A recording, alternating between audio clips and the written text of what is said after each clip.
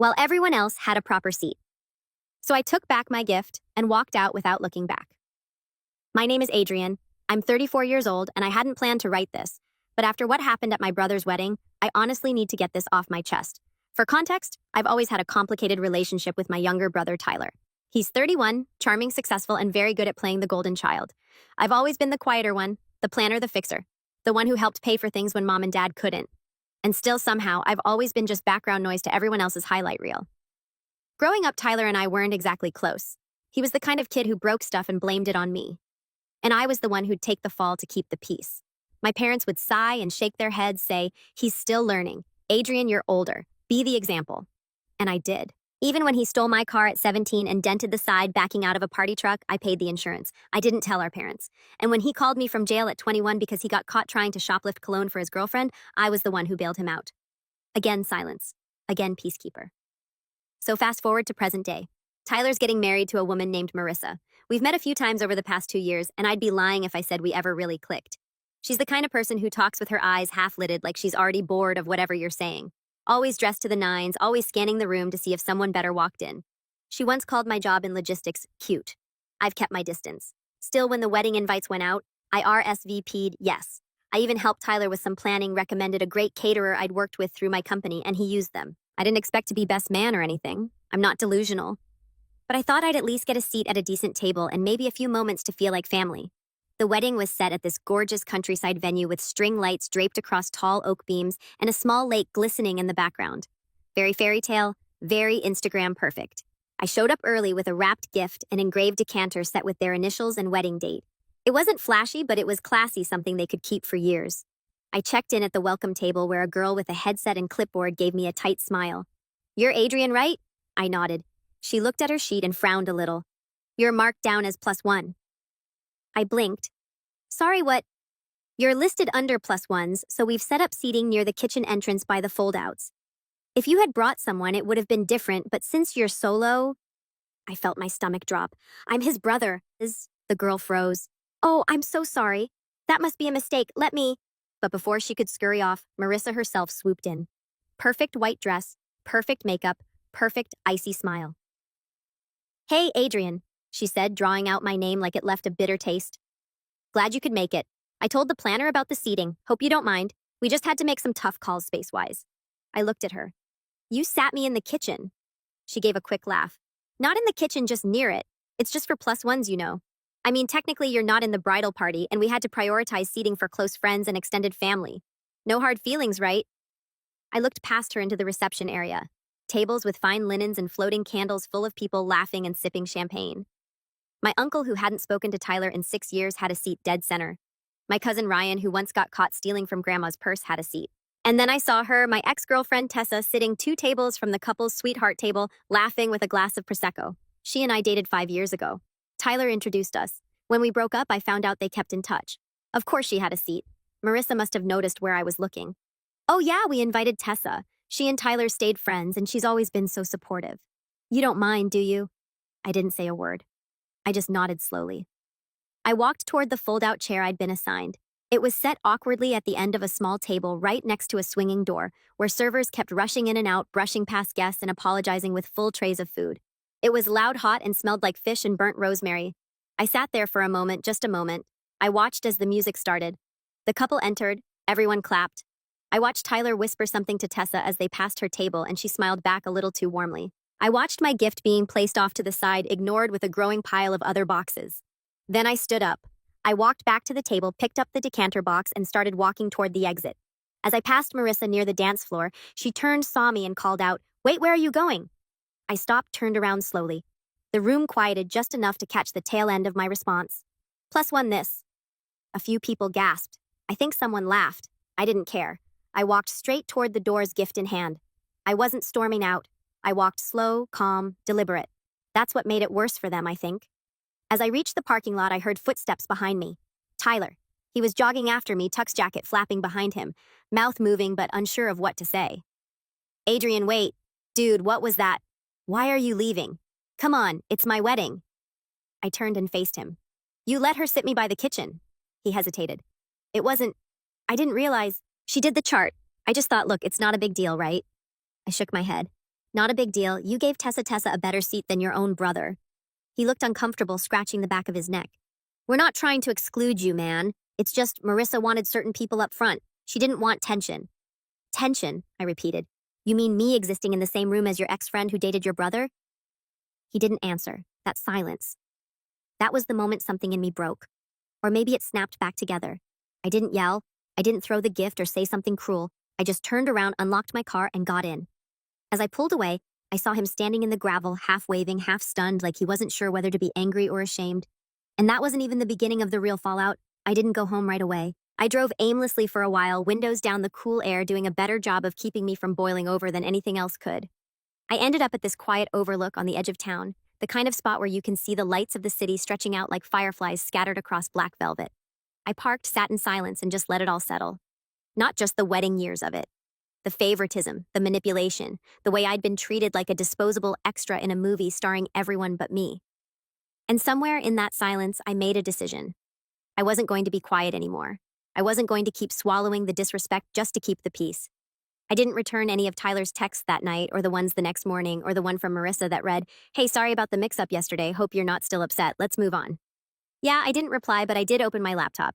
See, I work in logistics and event coordination. I don't just plan delivery routes and schedules. I handle crisis management, vendor relations, and back-end tracking for major events. One of my recent clients, the catering company Tyler had used for the wedding, the one I'd referred, the one whose business I'd helped grow. So I made a polite call to the catering manager, Nancy. She was sweet, efficient, and had already thanked me profusely after the wedding for the connection. I told her the truth, that I felt disrespected, that I wasn't just some plus one, and that I was going to be reevaluating whether I could continue recommending her services going forward. She was quiet for a moment, then she said something that stuck with me. We had to rush everything that day. They underpaid the deposit and then changed half the guest list 3 days before. Honestly, if you hadn't helped with the logistics, we wouldn't have pulled it off. I'm sorry you were treated that way. And that was all I needed to hear, because that meant there were vulnerabilities, receipts, contracts, and leverage. I didn't go nuclear right away. That's not my style. I'm more of a slow burn guy, so I started small. First, I canceled the custom order I'd placed for their wedding gift. It wasn't just the decanter I had given them. I'd also arranged for a matching crystal glassware set that was meant to be delivered to their apartment the following week. I didn't just cancel it, I redirected it to myself. Figured I might as well enjoy the good Scotch glasses. Then I made a quiet call to the wedding photographer, another friend of mine. She had taken stunning pictures at the event and usually offered generous friends and family discounts for referrals. I let her know that I wouldn't be referring her anymore if she offered that rate to Tyler and Marissa. She understood immediately. I was cutting threads quietly, precisely. But the big moment came about a week later when I got an email from Tyler. The subject line was just, "Need help." He was asking for a favor. Classic. Apparently he and Marissa were planning a honeymoon extension. They've been gifted a 3-week trip to Bali by Marissa's wealthy uncle, but they'd run into issues with their passports and were now trying to coordinate last-minute express renewals, plus international flight rebooking, plus villa transfers. Tyler's words, "You're the only one I trust to fix this stuff. You're good at this kind of thing. Please, man." No apology, no mention of what happened at the wedding. Just help me. I stared at the screen for a long moment, and then I opened a draft and wrote, "Hey Tyler, I'd love to help, but unfortunately this +1 doesn't take bookings anymore. Good luck." Then I left it unsent. Not because I changed my mind, I just realized something more satisfying. I didn't need to say anything. Instead, I forwarded the email to an old colleague of mine, Angela, who handles urgent travel logistics for high-profile clients. I didn't ask her to help. I asked her to blacklist them. It was petty, I'll admit that, but it felt right.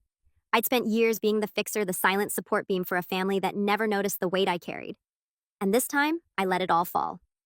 2 days later, I got a text from Tyler. This time, he sounded less like a groom and more like a man unraveling. "Did you tell Angela not to help us? She said something about you being a non-client blocker.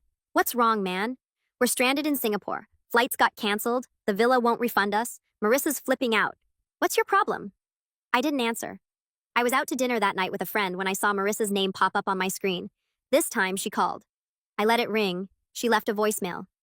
"Adrian, I don't know what your issue is, but Tyler is losing it. If this is about the wedding, you need to grow up. We didn't mean to hurt your feelings. You've made your point. Now stop being childish and fix it." And that made me laugh out loud right at the dinner table. I didn't fix it. I didn't respond. I just sat back and waited because I knew something they didn't. The real fallout hadn't even started yet. See, remember that catering invoice I mentioned? The one where they underpaid? Well, turns out that a breach of contract clause kicks in when a client provides inaccurate guest counts, changes dietary requests after the deadline, and fails to remit full payment within 14 days. That clause comes with a 25% penalty. And Nancy, she was tired of chasing them down, so she filed a formal complaint with the venue, triggering a chain reaction of fees. The bartender, also underpaid, did the same. And suddenly, Tyler and Marissa weren't just dealing with a ruined honeymoon. They were looking at several $1,000s in late fees, penalties, and withheld security deposits.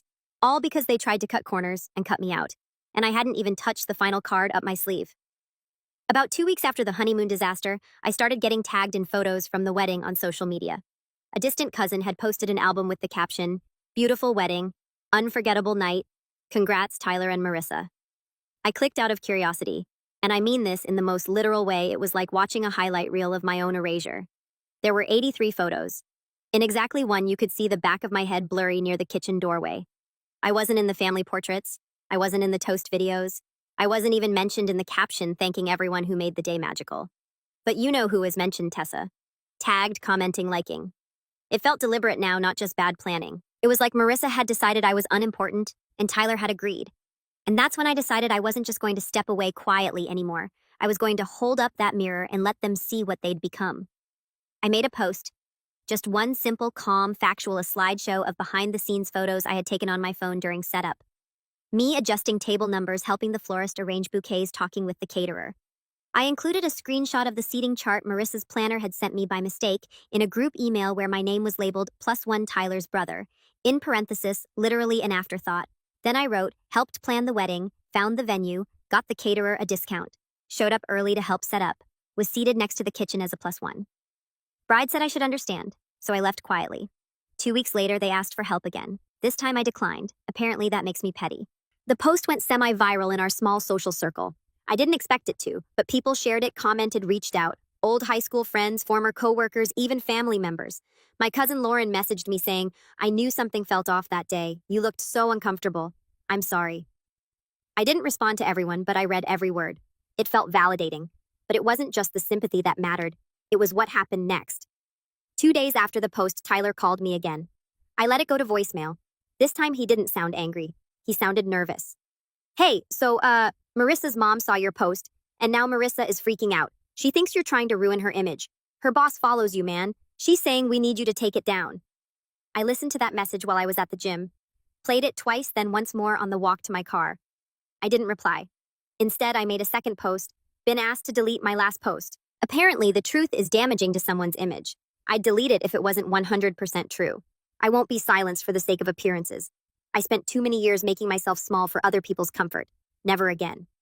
I included no names, no hate, just honesty. That was the trick. People can debate opinions. They can't erase screenshots and seating charts. That post, it got more attention than the first.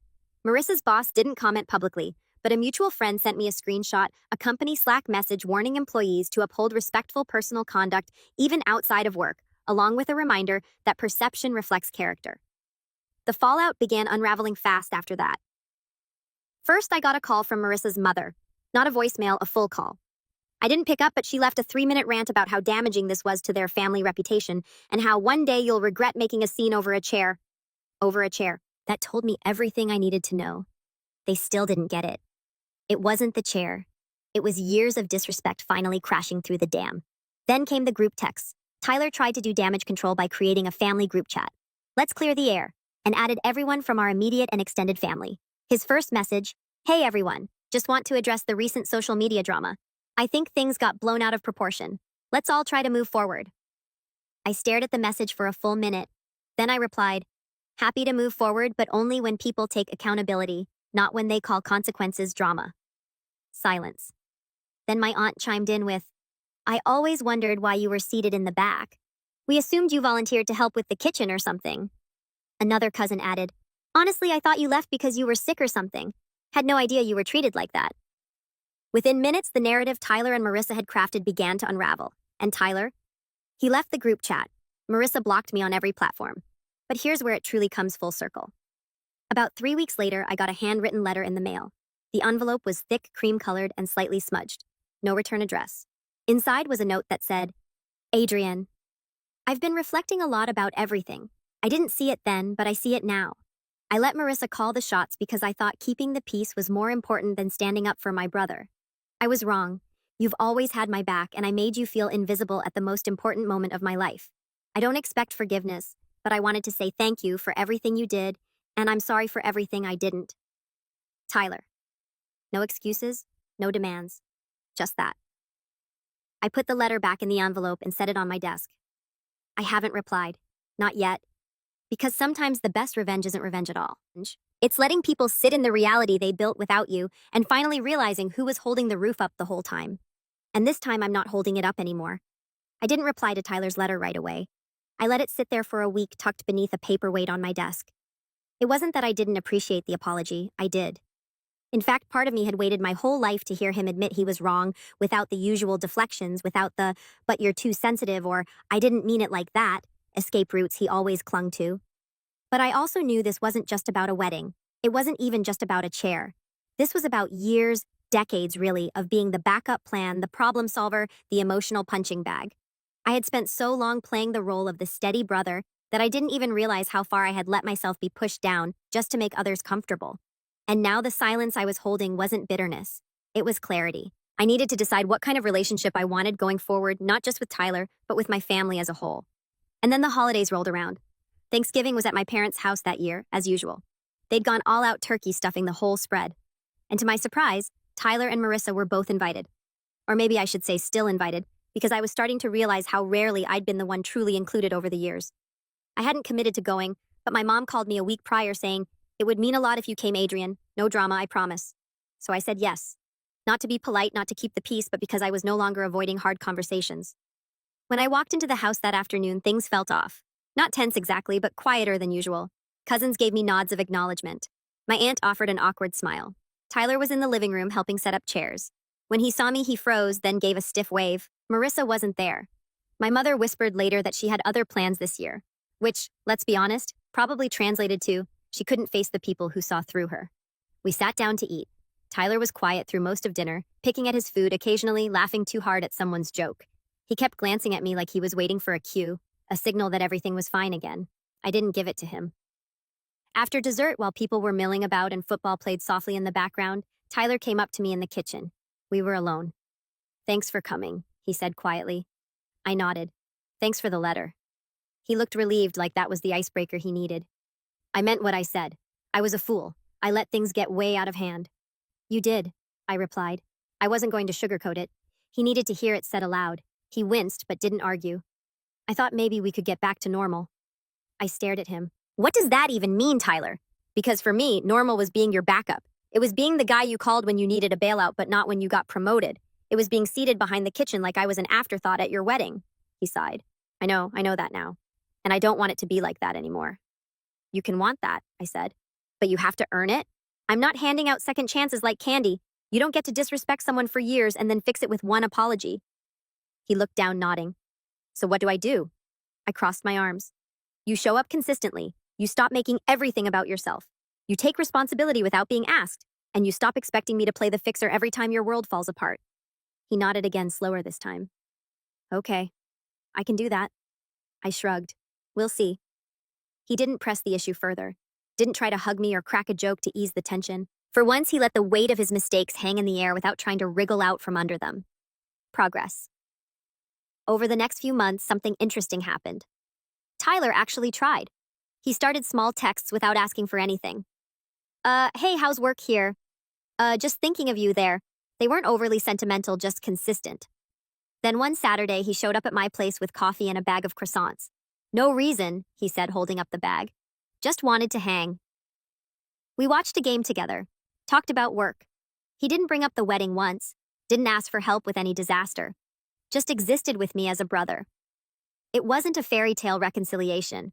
I didn't trust him overnight, but something had shifted, and little by little I allowed myself to meet him halfway. Marissa, though, she never reached out. I heard through the grapevine that she wasn't thrilled with the way things had unraveled. She lost a few social connections after the wedding fallout, especially among mutual friends who saw how she treated me. She had a reputation now, not one I gave her, but what she earned. By spring, Tyler and Marissa announced they were taking space, not officially separated, just reevaluating the relationship. I wasn't surprised. From what I heard, things had been tense since Bali, and my refusal to be their doormat had apparently forced them to confront a lot of cracks in their foundation. Tyler didn't go into detail, but one day over lunch he said, "I think I got so caught up in impressing everyone that I forgot how to just be real. She loved the version of me that fit her Instagram feed, not the guy eating cold pizza in a hoodie at midnight. I just nodded. It wasn't my place to weigh in, but I was glad he was seeing it now. That summer, Tyler invited me to his small backyard cookout for his birthday. No tuxedos, no centerpieces, no seating charts, just friends' burgers and a cooler of cheap drinks. He handed me the tongs and said, "You're on grill duty. Tradition, right?" It wasn't a grand gesture, but it felt like something real. And when the night wound down, he raised his bottle and said, "To Adrian, for showing me what a brother should be even when I didn't deserve it." I didn't make a speech. I just clinked bottles with him and said, "Took you long enough." Everyone laughed. The moment passed, but in that laughter, something settled. Forgiveness isn't about pretending the past didn't happen. It's about choosing who's worth giving the future to. I still keep the wedding decanter in my cabinet. It's not a painful reminder anymore. It's just glass, beautiful, solid, and finally being used the way it was meant to be.